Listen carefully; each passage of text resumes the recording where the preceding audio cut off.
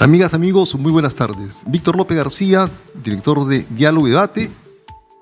Esta tarde tenemos la presencia del conductor que me acompaña, el doctor Guillermo Sendón, abogado, analista político. ¿Cómo estás, Guillermo? ¿Qué tal?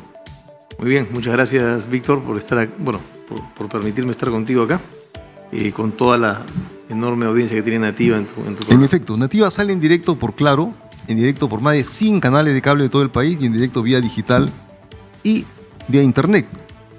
Hoy se ha anunciado la gran toma de Lima, la segunda toma de Lima. La primera no fue tal.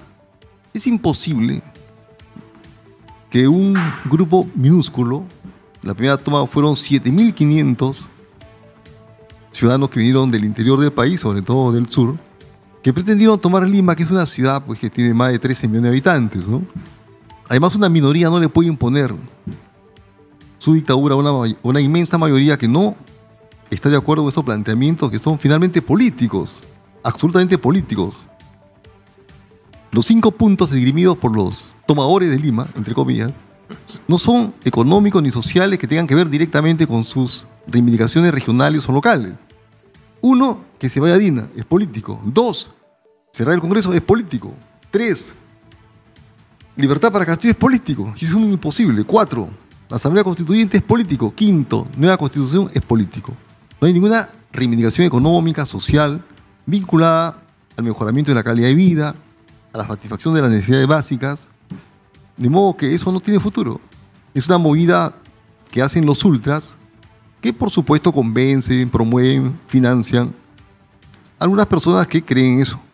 Ahora han venido, según los medios de comunicación, 10 camiones con 50 personas cada uno, o 10 ómnibus, perdón, ¿no? Que son más o menos 500 personas que vienen del interior, de Puno especialmente. Pues no van a tomar Lima 500 personas, ¿no? ¿Qué dices al respecto, Guillermo? Bueno, a ver, si fueran 10.000 personas, exagerando, no llenan ni siquiera la tribuna sur del Estadio Nacional. O sea, en un clásico hay mucho más gente pues, que aquí. No pasa nada. Si solamente se le conversa a la barra brava de la U o a la barra brava de Alianza para que vayan y los frenen, los van a frenar. Y se acabaron. Bueno, las barras bravas participaron y hasta ahora eso no ha sido tocado en profundidad activamente en la salida de Merino. Sí, o sea, claro. ¿Quién movió, quién promovió, quién pagó a la barra brava? Tú, Guillermo, que eres un capo en esos tipos, esas cosas. No podemos, yo soy abogado también y no puedo atreverme a decir una cosa que no puedo probar. Pero sí, efectivamente hay sospechas de algunas personas sobre ese tema, ¿no? Yo creo que esa misma persona debería de hoy día pagarles otra vez para que se encarguen de frenar a esta gente y devolverlas a su lugar. Pero una cosa que puede ocurrir, y ojalá que no, puesto que están hasta ahora desmoronando las presiones populares, entre comillas, del sur particularmente, es el enfrentamiento de pueblo contra pueblo. Ya ocurrió en el Callao, ¿no? O sea, mira, el pueblo del Callao tú piensas eso.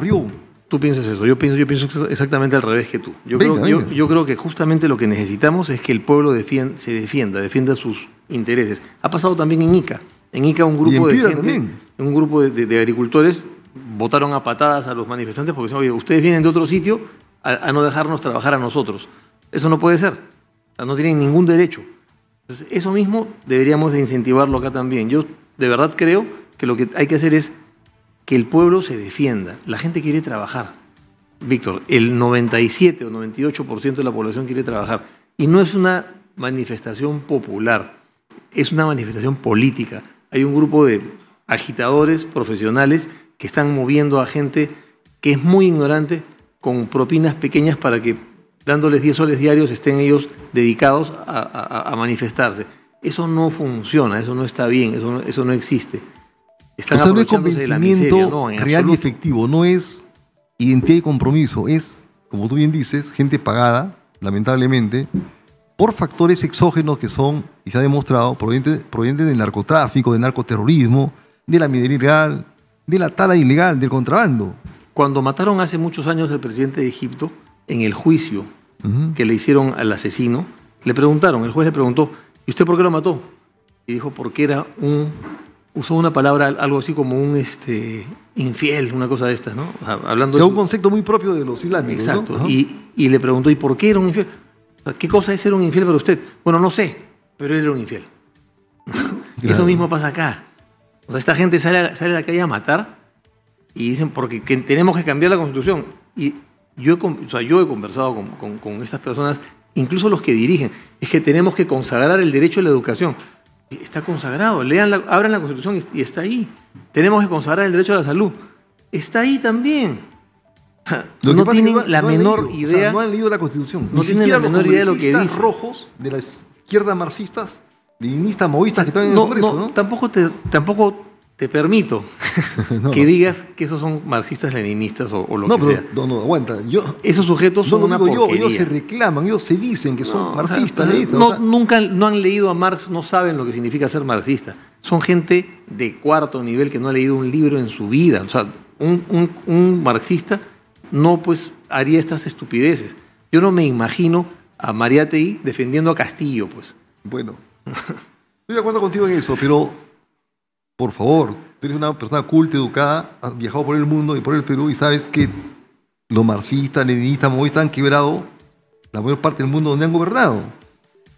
Han quebrado Europa Oriental. Bueno, esas son otras discusiones. Son otras discusiones. Venezuela, por favor, entonces. No, en Venezuela nunca ha habido marxistas leninistas tampoco. En Venezuela lo que ha habido gente que está confundida. Esta gente que está gobernando estos países. Chavista, ¿no? Al contrario, esta gente que está gobernando esos países ha confundido la espada de Bolívar y la ha cambiado por la chaira bolivariana. Pero son rojos en el fondo. Son delincuentes, más que rojos. Mira, casi todos los intelectuales académicos y políticos de las izquierdas marxistas que fueron guerrilleras en Venezuela. Vivió 7 años ahí.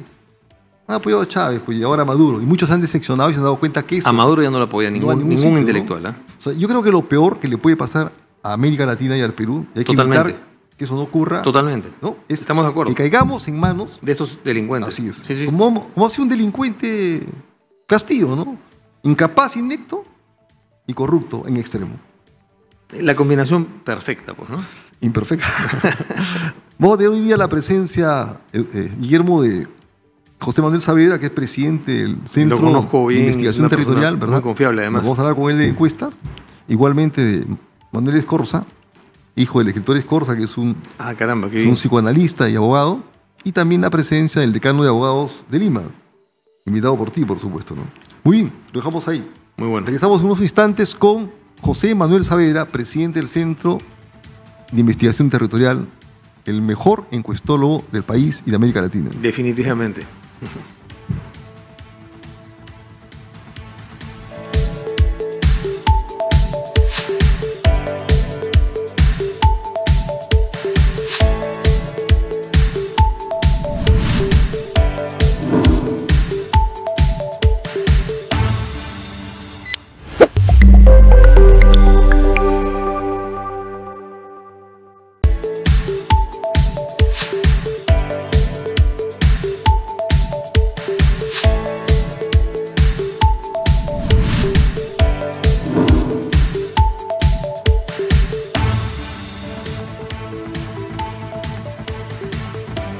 Amigas, amigos, seguimos en Diálogo y Debate en Nativa Televisión. Víctor López García. Tenemos la presencia ya anunciada de José Manuel Saavedra.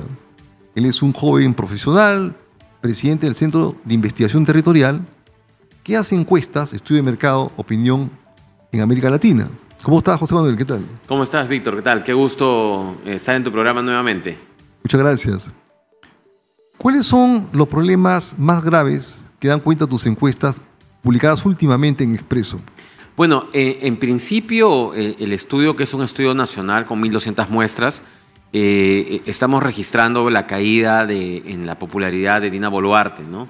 Registra una caída de 7%, estamos hablando de que ella llega a un 19% en este mes, y esto, bueno, motivado pues por los últimos acontecimientos que ocurren, la presión que hay de parte, digamos, de un sector radical de izquierda que ha venido haciendo toda una campaña mediática en contra, nacional e internacional. Entonces, cae en su aprobación, pero tiene un 19% en este momento, ¿no? Eso en principio, ¿no? Luego hemos preguntado algunas cosas importantes, como si la gente está de acuerdo con una asamblea constituyente, ¿no? Es una pregunta muy importante, porque hay una tremenda diferencia entre tus resultados y los resultados de la República, ¿no? Sí, ahí, por ejemplo, el 70% está en contra de una asamblea constituyente. Pero ¿En tus encuestas? Claro, en las encuestas de CID, el 70% está en contra de una asamblea constituyente. Acá hay que destacar algo. Nuestras encuestas son casa por casa, no son encuestas telefónicas. Con lo cual, digamos, las encuestas que son casa por casa siempre tienen mayor precisión en los resultados. Claro. ¿No? Son más caras, pero son más reales, más verídicas. Son más caras, son complicadas porque en un contexto en el que estamos en este momento, en medio de movilizaciones, conflictos, sobre todo en el sur, tomar las muestras representa difícil, ¿no? Siempre un poco más difícil, y sobre todo por el tema de la seguridad de los encuestadores. Sin embargo, básicamente, pues, también hicimos 2 preguntas importantes que eran respecto a cuánta gente había leído la Constitución, ¿no? Es otro buen dato, ¿no? Porque se ha dado cuenta que los congresistas que están por la Asamblea Constituyente y por una nueva Constitución ni siquiera han leído la Constitución actual, ¿no? Así es. Mira, más del 80%, para ser precisos, el 89%, jamás ha leído la Constitución. Caramba. Entonces, solo el 6% lo ha leído y 5% no quiso opinar, no sabe, no opina. Pero estamos hablando de un número muy abultado de gente que no ha leído la Constitución. Acá estamos, en realidad, se discute mucho del cambio de constitución, de que hay que cambiar el modelo económico y de otras variables, pero en realidad la gente está repitiendo, sobre todo los que están a favor de una asamblea constituyente, repiten sin haber leído la Constitución. Y eso lo hemos visto en reportajes que le preguntan a los dirigentes y no saben en realidad qué es lo que está pasando en el país.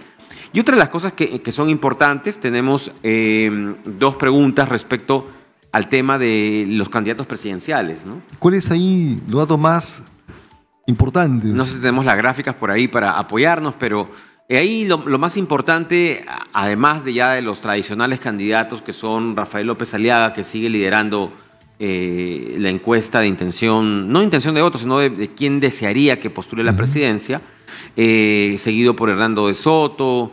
Tenemos 2 personas nuevas que aparecen en esta encuesta, ¿no?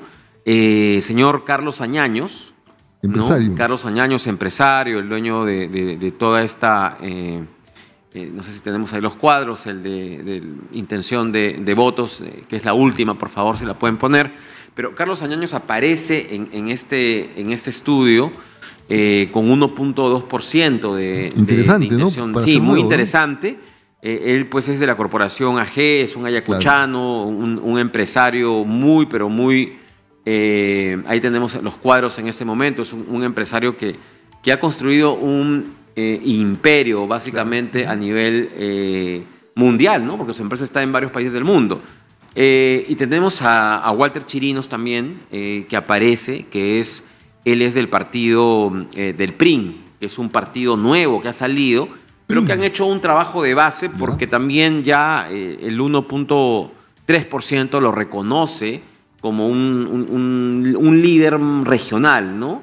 Que tiene proyecciones. Entonces, acá no hay que descartar a nadie porque ya hemos visto que Castillo, de ser un desconocido, se volvió presidente. Entonces, en el Perú todo es posible. Hoy todo es posible, así es, todo es posible. Todo es posible. Entonces, esto en principio refleja pues que hay una...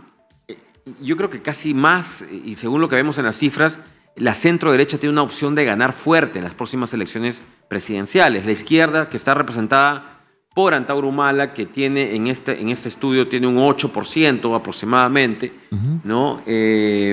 Está luego también Verónica Mendoza, pero con menos del 5%, y ahí dejamos de contar a los líderes de izquierda. Entonces vemos pues que tenemos una posibilidad de que el próximo gobierno sea de centro-derecha si es que no se fracciona el voto. ¿Eso qué quiere decir? Hoy hay una fiebre de gente que quiere ser candidata a la presidencia, ¿no? Quieren ser candidatos, quieren postular, todos quieren ser presidentes. Entonces, la mayoría se ubica en la centro-derecha y eso sí originaría de que se fragmente nuevamente el voto y que la izquierda con ese 9, 10, que podría convertirse hasta un 18, 20, pueda llegar a una segunda vuelta, ¿no? Entonces yo creo que va a depender de la voluntad política de los candidatos presidenciales y que puedan hacer un frente toda la gente de centro derecha un frente común para, obviamente, enfrentar pues, al candidato de izquierda, ¿no? Con eso yo creo que el 70% votaría por un candidato de centro derecha, que es lo que salen en casi todas las empresas encuestadoras.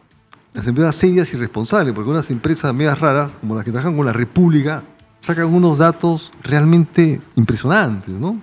Opuestos radicalmente a los tuyos y a los demás. Yo sigo históricamente la opinión de la población electoral y no quiere asamblea constituyente en más del 70% en promedio. Es imposible una encuesta que diga lo contrario, ¿no? Bueno, sí, hay resultados, la mayor cantidad de empresas encuestadoras peruanas tenemos resultados parecidos, ¿no? Con algunas variaciones del más, menos 5%, dependiendo también de la zona geográfica donde uno va. Pero bueno, pues hay otros resultados que podrían ser muy polémicos y que ya los directores de las encuestadoras deben responder qué metodología han usado y sobre todo dónde han realizado las encuestas, ¿no? ¿Qué dicen tus encuestas respecto al Congreso de la República que está otra vez de moda? El Congreso de la República alcanza una desaprobación del 81%, pero antes hemos sacado un gráfico que quiero comentarlo, que es el tema de la identificación con los partidos políticos. Acá vemos que el 18% de las personas no se identifica con ningún partido político. El APRA aparece ya con su inscripción con un 2.5%. Interesante. Yo creo que muy interesante porque ya comienza pues el APRA a crecer, ¿no? A crecer de lo que ya está, a lo que había prácticamente desaparecido, el partido político ya está inscrito y comienza a aparecer y yo creo que conforme los nuevos líderes salgan y comiencen a formar ya una estructura partidaria como la que era el APRA de los 80 con Alan García, podría yo creo que también ser un partido que comience a tener mucha posibilidad de formar parte de este gran frente de centro derecha que posiblemente se dé, ¿no? Vemos acá también, pues, que acá mucha gente me pregunta, oye, ¿por qué Somos Perú? Pero Somos Perú ha ganado, y yo le quiero decir a la mayoría de los televidentes, que es el partido que tiene más alcaldías ganadas. Y gobiernos regionales también. Y gobiernos regionales. Entonces hay una militancia de Somos Perú que, bueno, hay mucha gente que no la quiere reconocer o dice, no, acá hay más de otros partidos, pero en realidad Somos Perú es la que ha ganado más. Esos son los datos objetivos, reales. Así es, son los datos reales, es lo que ha pasado hace unos meses, porque hace unos meses hemos ido a las urnas a votar por los alcaldes y los presidentes regionales o los gobernadores regionales y Somos Perú pues ha alcanzado la mayor cantidad de municipios y de gobiernos regionales. Y bueno, el Congreso, ¿no? Claro. El Congreso está muy, en este momento, muy devaluado, tiene 81% ya de desaprobación. Esto es antes de las alfombras, antes del tema del menú, ¿no?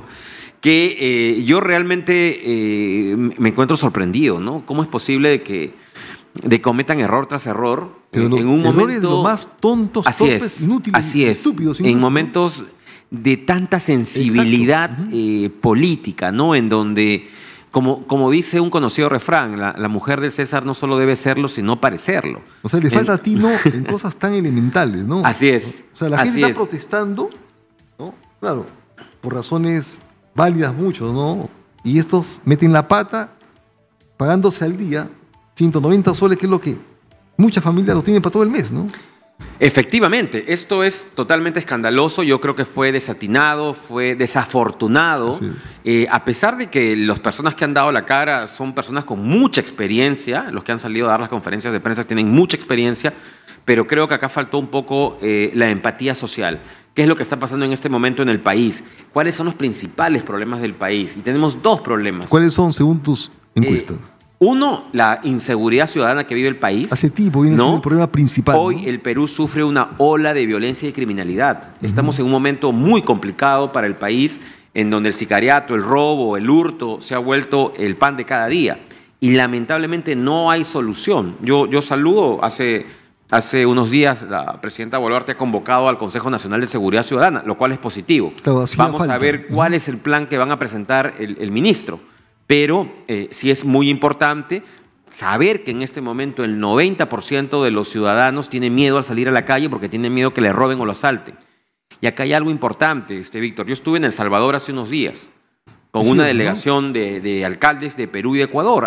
Un hecho muy importante porque hemos ido a conocer cuál es justamente esta política de seguridad ciudadana que implementó el presidente Bukele, ¿no? Entonces, realmente hemos visto pues, que hoy El Salvador se volvió en una ciudad segura, donde no asaltan, no hay asesinatos hace 200 días. Increíble. Tenía 42.000 asesinatos al año. El número uno en el mundo. El número uno en el mundo. Sí. Y hoy tiene los índices de seguridad ciudadana de Canadá.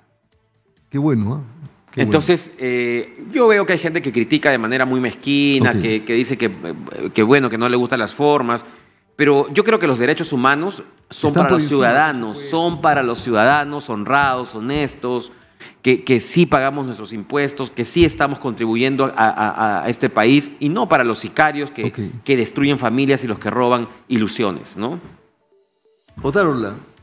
Bueno, Otárola también sigue en caída. Realmente el primer Otárola es el que ha absorbido toda la, yo creo, los efectos nefastos, ¿no? Ha sido este fusible que se está achicharrando y que tuvo un buen comienzo con mucho carácter, mucha autoridad. Creo que tiene que hacer cambios en sus ministros que deberían tener otro perfil. Sin embargo, él, a pesar de que tiene yo creo, un buen discurso y performance, la calle, la popularidad, la gente le está quitando el apoyo, ¿no? Entonces, vemos pues que él sigue en caída, está en... es un promedio casi más bajo que el Congreso de la República, incluso. Sí, ¿no? Sí, es un promedio bajo, pero lo que pasa es que él está absorbiendo justamente todo, digamos, tanto a nivel nacional e internacional. Los ataques que hubieron de Petro hacia el Perú, él lo respondió en principio, ¿no? Entonces, está haciendo un trabajo, yo creo, en este momento importante, pero está fallando en el tema de comunicación. Y acá el tema de comunicación es importante. Se ha perdido la guerra en el tema de comunicación. O sea, totalmente de acuerdo. ¿Cómo es posible que la narrativa sea otra en el extranjero? Que si tú vas a España, ¿no? O si tú vas acá al interior del país, Colombia, piensen pues que el golpe de Estado lo dio el Congreso y no Pedro Castillo, ¿no? Entonces, estas cosas realmente se deben a que no hay una muy buena estrategia de comunicación política, porque acá estamos hablando de comunicación política, para poder tener obviamente una población informada y que no sea engañada y manipulada por los asusadores y sobre todo por estos grupos violentos que vienen del pasado, de la época del terrorismo y que han vuelto, ¿no? Lamentable, ¿no? Han vuelto a la escena política a querer crear un clima pues de caos, de zozobra, queriendo imponer una idea trasnochada, ¿no? También, ¿no? Ideas trasnochadas que han pasado a otro, que han quedado en el olvido en Europa. Muy bien. Y en el mundo, ¿no? Han fracasado totalmente. Y en el mundo, completamente. Ha fracasado en Rumanía, en Alemania, ha fracasado en todo el mundo y acá en América Latina vemos pues que Venezuela, de ser uno de los países más poderosos de América Latina, con el PBI más alto de América Latina, hoy es el más pobre. Es el más pobre, ¿no? Con $6 al mes de remuneración. Terrible. No permitamos que en el Perú ocurra eso. Gracias, José. No, muchas gracias, Víctor. Ha sido José Manuel Saavedra, presidente del CIC, Centro de Investigación Territorial en Diálogo y Debate en Nativa Televisión. Regresamos en unos instantes con el abogado y psicoanalista Manuel Escorza.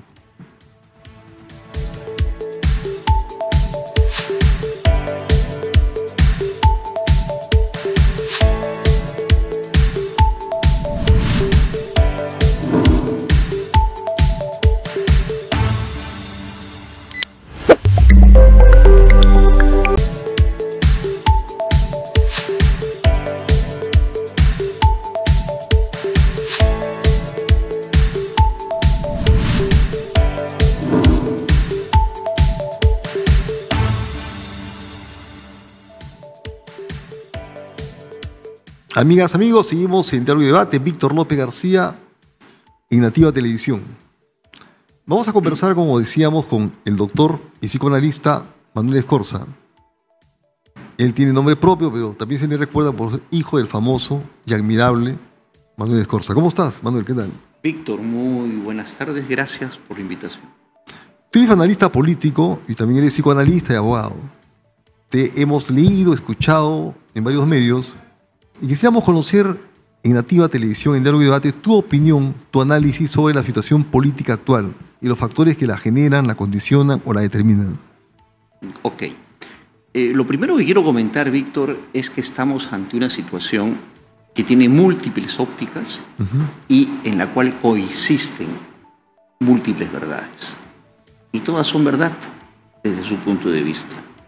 El olvido, la falta de otredad, la corrupción, el centralismo, la rabia, la manipulación, la decepción, la desesperanza, el narcotráfico, la minería, la injerencia extranjera y las ganas de molestar. Y cada una de esas variantes nos lleva a una comprensión del conflicto distinto. Te voy a hacer un recorrido y tú lo vas matizando, porque creo que tú lo conoces mejor que yo. Guerrillas del 60. Hugo Blanco. Aparición del FOSEP. El voto por el candidato no político, no tradicional. Antes de ello, Sendero Luminoso y ahora esto. Todo es lo mismo, pero de diferentes ópticas y formas de escalamiento. Es exactamente el mismo reclamo. Igualdad, atención, servicios. Y volverá a ocurrir dentro de 20 o 30 años si es que el Estado y nosotros, los peruanos, no escuchamos lo que hay ahí. Y todo lo demás es una canalización de forma. Los pueden manipular, algunos son voluntarios, otros van por inexpertos, pero la efervescencia siempre ha estado ahí. Y por lo menos que yo recuerde, tenemos 45, 50. Antes de eso, de lo que hablaba Escorza, las sublevaciones campesinas. Claro. Siempre ha sido lo mismo, solo que va agarrando distintos matices. ¿Y por qué es importante también verlo así? Porque toda la gente que está protestando, hace 30 años hubiese entrado a Sendero. Ahora, por lo menos, protesta en democracia. Entonces hay que saber leerlo y entenderlo. Y es algo que no va a parar, aún si instauraran un estado de sitio o, no lo estoy deseando desde luego, ¿no?, asesinara, volverá dentro de 30 años, mientras el Perú no arregle ese factor tan fundamental que es la política como servicio. Agua, luz, comedores, comida limpia, electricidad, educación y salud. Es cierto en gran parte lo que dice, ¿no? Comparto un análisis integral que tiene contenidos sociológicos, políticos, económicos, institucionales, organizacionales, ¿no? Pero fíjate, las cifras nos dicen otra cosa, ¿no? En parte. Por ejemplo, el Perú ya no es un país pobre. Antes de la pandemia, solamente el 22% era pobre. Con la pandemia crecimos a más de 35%. Fuimos un país de clase media. Claro, una clase media endeble, ¿no? La gente que no tiene agua, ni desagüe, ni luz, no llega al 20% del país. La focalización de todos estos eventos radicales, extremistas, está en el sur, en parte del sur. Incluso hay una lectura hasta equivocada, con todo respeto, Manuel, porque los datos dan cuenta que Lima es quien más bien le cede parte de su producción al país. O sea, Lima, ¿no?, produce más del 50% del Producto Bruto Interno. Incluso algunas regiones, más allá de lo que algunos dicen, no son autosuficientes incluso. O sea, hay factores, sí, por supuesto, de la naturaleza que tú has dicho, ¿no? Pero creo que merece un abordaje plural, ¿no es cierto? Amplio, profundo, ¿no? Incluso hasta multidisciplinario, ¿no? En tu condición de... Permíteme un segundo. Venga. Yo pregunto en Washington, en México DF, en París, ¿acaso el PBI de 50% está debidamente regionalizado, redistribuido? Y eso que tú dices, Víctor, es parte del problema. Claro. Tú eres también psicoanalista, ¿no? ¿Qué efectos psicológicos ha generado la pandemia en el país? He leído que muchos, diversos, ¿Y qué vinculación tienen con todo lo que está aconteciendo en la actualidad, por ejemplo? A ver, el haber tenido un presidente que se burló del país, saliendo a lo Ricardo Belmont, promoviendo bonos por todos lados, como quien daba panetones y decía, yo quiero decirle a tal sector que no se van a quedar sin su bono. Estando casi 2 horas diarias en la televisión, todos los días de la Estás hablando de Vizcarra específicamente. Estoy hablando de Vizcarra. Ha generado un sentimiento de burla impresionante. Llama la atención que la gente se lo haya permitido. Punto 1. Punto 2. El encierro ha generado una depresión natural. Masiva. Yo diría que sí. Y esa gente está llena de rabia. Y por algún lado tiene que salir la rabia. Desfogar, ¿no? En psicoanálisis, si la rabia no sale, tú te enfermas. Si falla la enfermedad, te accidentas. Claro. Y si falla el accidente, pasa a la generación siguiente. Entonces, yo creo que más bien habría que ver que el pueblo peruano, felizmente, ha estado demasiado tranquilo. Porque, repito, si esto ocurría hace 30 años, Sendero liquidaba el Perú, porque hubiese estado lleno de adeptos. Y ahí entra la falta de otredad, la falta de conexión, la falta de inconsistencia y la burla que hizo Alejandro Toledo de la regionalización. No, porque si en este momento nos dan un programa de televisión y ponemos una persona que nunca ha hecho periodismo, el programa va a salir mal, pues. Definitivamente. Entonces, ¿cómo regionalizan y cómo le dan poder a gente que no sabe gobernar o manejar el poder? Fue un absurdo. Se regionalizó la decepción, la rabia, la manipulación, el interés malsano, la ignorancia y la corrupción. Entonces, el problema del Perú es estructural. Sí, yo sí creo que el problema sigue siendo estructural, sigue siendo histórico incluso, ¿no? Hay problemas acumulados, eso no se puede negar, ¿no? Hay un problema de falta de identidad, de compromiso.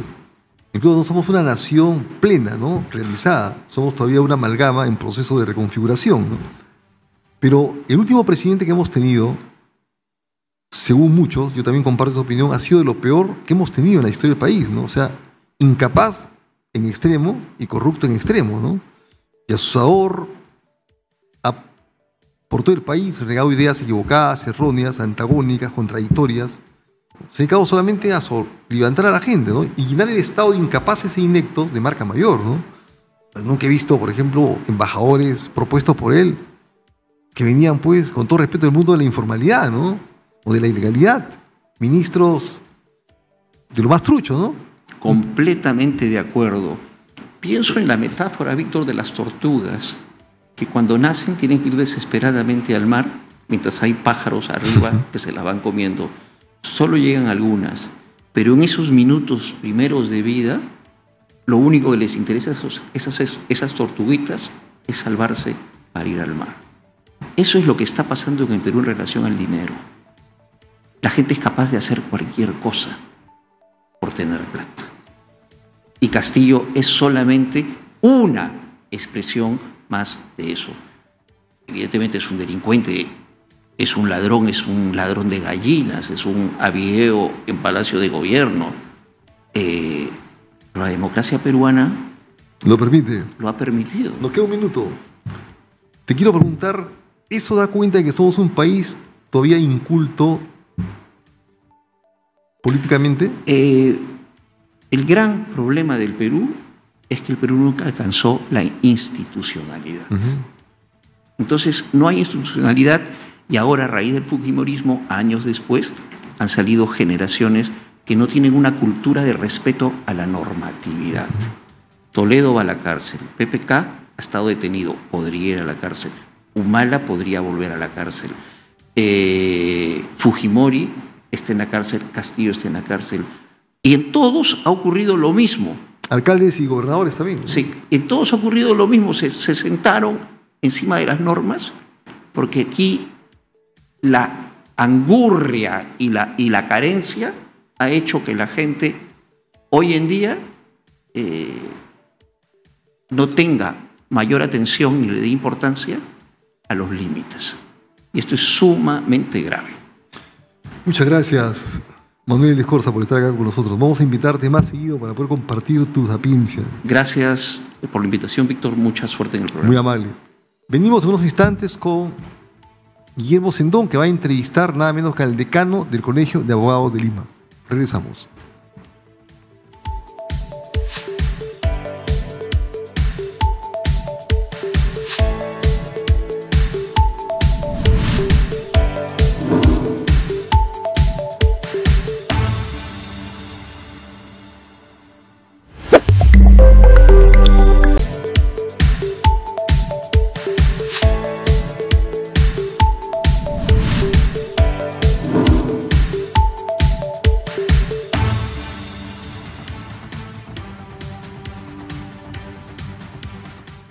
Buenas tardes. Bueno, tenemos la presencia acá en el set de Nativa, en vivo, a nuestro amigo, el decano de del Colegio de Abogados de Lima, el doctor César Bazán Naveda. Es un honor tenerlo acá, doctor Bazán. Yo quiero, antes de darle pase a usted, contarle que soy abogado también. Y estamos contentos porque estamos viendo que se está trabajando después de 4 años que han sido una historia negra en el Colegio de Abogados. Sí, pues buenas tardes, muchas gracias por la invitación. En realidad es una historia que habría que tratar de olvidar porque el colegio perdió credibilidad ante la sociedad. El Congreso de la República ya no consultaba al Colegio de Abogados en los proyectos de leyes y muchas leyes han salido, como ustedes han visto que han salido. No emitía pronunciamientos sobre los problemas nacionales y en general había decaído bastante. Y doctor, disculpe que le interrumpa, pero durante la pandemia el policlínico del Colegio de Abogados cerró. Sí, eso es una pena, porque en plena pandemia, cuando abandonaron a los abogados. Sí, no solamente a los abogados, sino a toda la sociedad, porque se necesitaban todos los centros médicos disponibles y el del Colegio de Abogados de Lima no estaba disponible para nadie y menos para los propios abogados. Cosa que estamos solucionando ya. Ya está trabajando el policlínico. Está empezando a trabajar. Nos habían dejado un policlínico con una pérdida aproximada de 50.000 soles mensuales. Ahora que está empezando a producir, vamos a revertir esa pérdida para generar entonces por lo menos que no perdamos dinero y podamos dar una buena atención. Hemos escuchado que están adquiriendo un inmueble, me parece, acá frente al Colegio de Abogados, ¿no? Sí, ya lo hemos adquirido. El local que actualmente tenemos aquí cerca tiene 4.000 metros cuadrados, pero es un edificio antiguo que ya no tiene autorización para crecer más, no tiene columnas y por lo tanto no puede ampliar su infraestructura. Por lo tanto, para poder prestar los servicios a los abogados hemos comprado un local al frente del colegio. Nosotros estamos en el 254 y este es el 255 y allí vamos a levantar la nueva sede administrativa del Colegio de Abogados de Lima. ¿Y qué va a pasar con la sede antigua? Respetando el diseño arquitectónico, haremos un edificio de unos 10 pisos y allí un centro de convenciones con un hotel y todos los servicios, centro comercial, todo lo que nos permita a nosotros tener un ingreso, porque el colegio no puede vivir solamente con las cotizaciones de los abogados. Ahora, suena muy bien, pero ¿hay financiamiento para hacer todo eso? En este momento, para construir el edificio nuevo, habría el financiamiento suficiente con los propios fondos del colegio.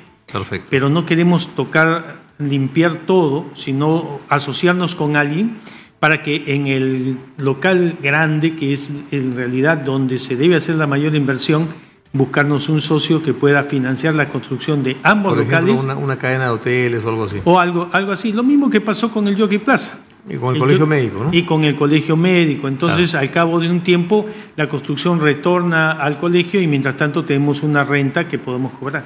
Interesante.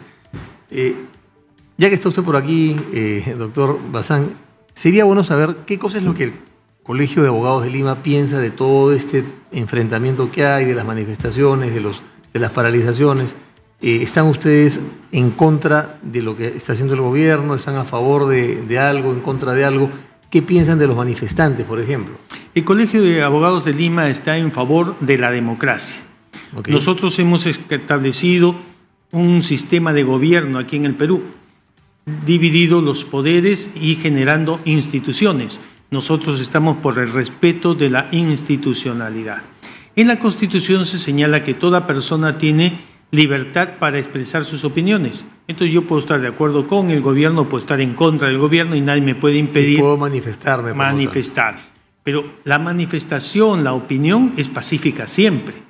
Porque en el momento que deja de ser pacífica, ya pasa a ser agresiva. Y si pasa la agresión, entonces estamos ya en los límites del delito.